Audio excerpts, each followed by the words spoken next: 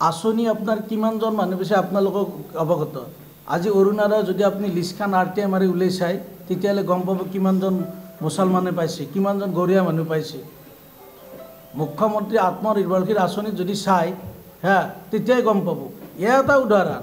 আজি শিল্পী সাহিত্যিক পেঞ্চনৰ মই আপোনাক বিশেষকৈ নকওঁ, সেইটোতো চবৰে চকুত লগা। দৰং জিলাৰ পৰা আমাৰ গৰীয়া জনগোষ্ঠীৰ কেইবাজনো লিখক আছে, এজনতো শিল্পী সাহিত্যিক পেঞ্চন এটা সন্মান পাবলৈ সক্ষম নহ'ল চৰকাৰৰ পৰাই। আৰু চিকেট সকলৰ ক্ষেত্ৰতো ডিপ্ৰাইভেশ্যন আমাৰ যিবিলাক ল'ৰা অলৰেডি চিকেট নাম ৰেজিষ্টাৰ আছে বিভিন্ন ডিপাৰ্টমেণ্টত, মই গোটেই ছাৰ্ভে কৰি গম পাইছোঁ আমাৰ বিশেষকৈ গৰীয়া ল'ৰাবিলাকে পাৰ্চেণ্টেজ দিব নোৱাৰে, চিকেট সকলো ডিপ্ৰাইভেশ্যন। কিন্তু মৰম কৰি কোনো MLA মন্ত্ৰী আমাৰ গৰীয়া ল'ৰাক কিন্তু ঠিকা দিয়া নাই।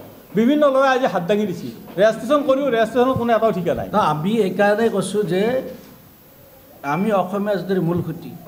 আপোনালোকে জানে আজি অসমীয়া অসমীয়া বুলি কৈ থাকে, কোনে অসমীয়া? অসমীয়া আমি অসমীয়া ভাষা, আমাৰ গৰীয়াৰ কিবা সুকীয়াকৈ ভাষা আছে নেকি? অসমত বাস কৰা সকলো জাতি জনগোষ্ঠীৰ সুকীয়া ভাষা আছে। অসমীয়া ভাষা আমি জীয়াই ৰাখি আছোঁ। অসমীয়া ভাষা কলা সাহিত্য সংস্কৃতি আমাৰ গৰীয়াখিনি জীয়াই ৰাখি আছোঁ। গৰীয়াৰ লগতে অসমৰ আৰু 2-4টা জনগোষ্ঠী, বাকী সকলোৰে নিজা নিজা ভাষা আছে, সাহিত্য সংস্কৃতি আছে। গৰীয়াৰ কিবা নিজা ভাষা আৰু সাহিত্য সংস্কৃতিটোকে দিছোঁ। যদি আমাক গুৰুত্ব নিদিয়ে তেতিয়াহ'লে আমি আৰবী ভাষা লোৱাৰ কাৰণে আহ্বান জনাব লাগিব। যদি গুৰুত্ব নিদিয়ে, এই ক্ষেত্ৰত আমাক সংবাদ জগতে যথেষ্ট সহায় কৰিছে বিগত সমাজত। সংবাদ জগতৰ কাৰণে আমি বিহিত ব্যৱস্থা ল'বৰ কাৰণে, এই উন্নয়নৰ ব্যৱস্থা চৰকাৰীভাৱে বিহিত ব্যৱস্থা ল'বৰ কাৰণে আমি বহু বছৰ ধৰি দাবী উত্থাপন কৰি আহিছোঁ, আপোনালোকে জানে। আৰু মানে এটা ভাল খবৰ কি, ভাল খবৰ বুলি আমি ভাবিলোঁ কি যে স্বাধীনতাৰ কালত যিমান কেইজন মুখ্যমন্ত্ৰী হৈ গ'ল তাৰে ভিতৰত বাকীবোৰে যে অসমীয়া মুছলমানৰ কথা যেনিবা উল্লেখ নকৰিলেই নাই, অসমীয়া মুছলমানক ইগনৰ কৰিলেই। তো কিবা এটা ৰাজনৈতিক কিবা কাৰণ আছে বাৰু, অসমীয়া মুছলমানক ছেপাৰেটকৈ নাভাবিলে, সেইটো কথা নাই, তেওঁলোক আমি নোৱাৰিলোঁ। কিন্তু দুৰ্ভাগ্যজনক এই যে অসমীয়া মুছলমানক খিলঞ্জীয়া মুছলিমসকলক আটাইতকৈ বেছি প্ৰতিশ্ৰুতি দিয়া, এচুৰেঞ্চ দিয়া অসমৰ মুখ্যমন্ত্ৰী ডক্টৰ হিমন্ত বিশ্ব শৰ্মা, তেওঁ এই ক্ষেত্ৰত শ্ৰেষ্ঠ। আপোনালোকেও জানে অসমীয়া মুছলমানৰ কাৰণে 100 কোটি 200 কোটি, অসমীয়া মুছলমানৰ কাৰণে ছেপাৰেট সভা সমিতি।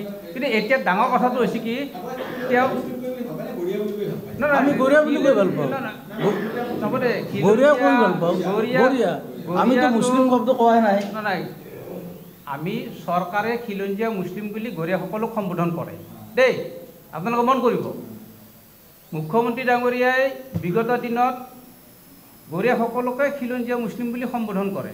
আৰু আপোনালোকে এটা কথা সকলোৱে জানে যে খিলঞ্জীয়া মুছলিম কমিউনিটিটোৰ ভিতৰত 90% লোক গৰীয়া। গতিকে গৰীয়া আৰু খিলঞ্জীয়া মুছলিমৰ এটা মুদ্ৰাৰ ইপিঠি নো ডিফাৰেঞ্চ। কিন্তু অসম চৰকাৰে মুখ্যমন্ত্ৰী ডাঙৰীয়াই ৰাজহুৱা মঞ্চত অফিচিয়েলি নন অফিচিয়েলি যে কেইবাবাৰো খিলঞ্জীয়া মুছলমানক উদ্দেশ্যি কৈছিল, ডেট মিনছ আমি বুজি পাইছিলোঁ যে আমাকে কৈছিল, গৰীয়াসকলকে কৈছিল। কাৰণ among the indigenous Muslim there are 90% গৰীয়া পিপল। গতিকে ডিফাৰেঞ্চ একো নাই। মুখ্যমন্ত্ৰী ডাঙৰীয়াই গৰীয়া শব্দটো মুখত নলয় যেনিবা, খিলঞ্জীয়া মুছলিম বুলি সকলোকে এটা এড্ৰেছ কৰিছে। কিন্তু ডাঙৰ কথাটো হৈছে কি যে প্ৰতিশ্ৰুতি দি এচুৰেঞ্চ দি যে মানুহখিনিক মানে আকৌ মুখ্যমন্ত্ৰী ডাঙৰীয়াই একোৱেই নকৰিলে আজিৰ তাৰিখত, এইটো এটা প্ৰতাৰণা। অসমৰ খিলঞ্জীয়া মুছলিমসকলকো প্ৰতাৰণা কৰিবলৈ সাহস কৰা মুখ্যমন্ত্ৰী হৈছে ডক্টৰ হিমন্ত বিশ্ব শৰ্মা।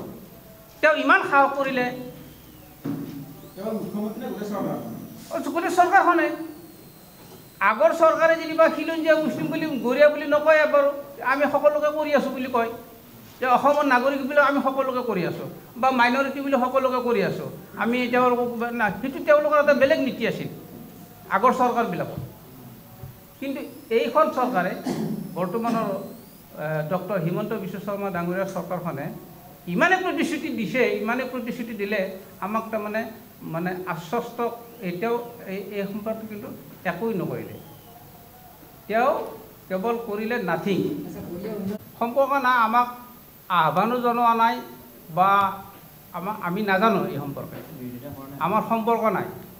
আৰু মই আজি এই প্ৰসংগটো যিহেতু ওলালে, মই আমাৰ অন্য গৰীয়া সংগঠনসমূহক মই এটা আহ্বান জনাব বিচাৰিছোঁ যে সদৌ অসম গৰীয়া জাতীয় পৰিষদ, সদৌ অসম গৰীয়া মৰীয়া দেশী পৰিষদ, এইকেইটা সংগঠনে যিমান পাৰে সম্ভৱপৰ সোনকালে আমাৰ অসম গৰীয়া পৰিষদৰ লগত চামিল হওক।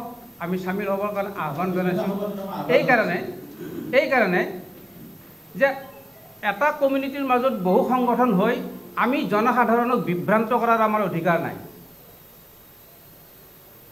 যিটো আম আদমি আমি জনসাধাৰণ কমন পিপুল, গৰীয়াসকলৰ কমন পিপুল, গৰীয়াসকল বুলি সকলো কমন পিপুলক আমি ডেভেলপমেণ্টৰ বাহিৰে আমি কেইজনমান নেতাই আমি বিভ্ৰান্ত কৰি আছোঁ। গতিকে আমি এইটো মানে ৰাজহুৱা স্বাৰ্থত, গৰীয়াসকলৰ সামগ্ৰিক উন্নয়নৰ স্বাৰ্থত আমি আজি অসম গৰীয়া পৰিষদৰ ফালৰ পৰা আহ্বান জনাইছোঁ যে সদৌ অসম গৰীয়া জাতীয় পৰিষদ আৰু সদৌ অসম গৰীয়া মৰীয়া দেশী পৰিষদে যিমান পাৰে সম্ভৱপৰ সোনকালে অসম গৰীয়া পৰিষদৰ আমাৰ সভাপতি আব্দুল হামিদ ডাঙৰীয়াৰ নেতৃত্বত চামিল হওক। অৰিজিনেলি আৰু বহুত বেকৱাৰ্ড, শিক্ষা সাংস্কৃতিকভাৱে অৰ্থনৈতিকভাৱে বেকৱাৰ্ড কমিউনিটিৰ লোক আৰু গৰীয়া পৰিচয়টোৱে সেইটো বুজাব। আমি সেইটো ব্যাখ্যা কৰিব নাযাওঁ।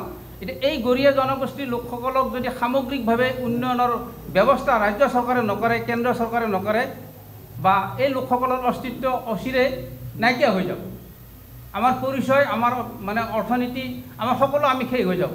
সেইকাৰণে চৰকাৰে এতিয়াও যদি সময় আছে, মুখ্যমন্ত্ৰী ডাঙৰীয়াক আমি দাবী জনাইছোঁ গৰীয়াসকলৰ অস্তিত্ব ৰক্ষাৰ কাৰণে তেওঁলোকে এটা চৰকাৰী পদক্ষেপ আহ্বান জনাওক। কাৰণ সাধাৰণ আঁচনিবিলাকৰ জৰিয়তে গৰীয়া লোকসকলৰ প্ৰতিনিধি তাত উচিত প্ৰতিনিধিত্ব নাপায়। কাৰণ আমি এই চৰকাৰৰ দ্বাৰা আৰু বঞ্চিত হৈছোঁ, কাৰণ আমি প্ৰতাৰিত হৈছোঁ, নট অনলি বঞ্চিত, ডিপ্ৰাইভ।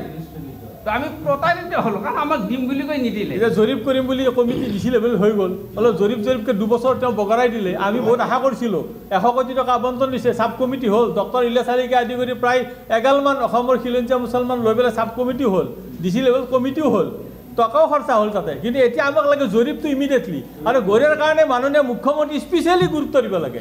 গৰীয়া কমিটি আজিৰ প্ৰেছ মিটৰ মেইন উদ্দেশ্য এইটোৱে।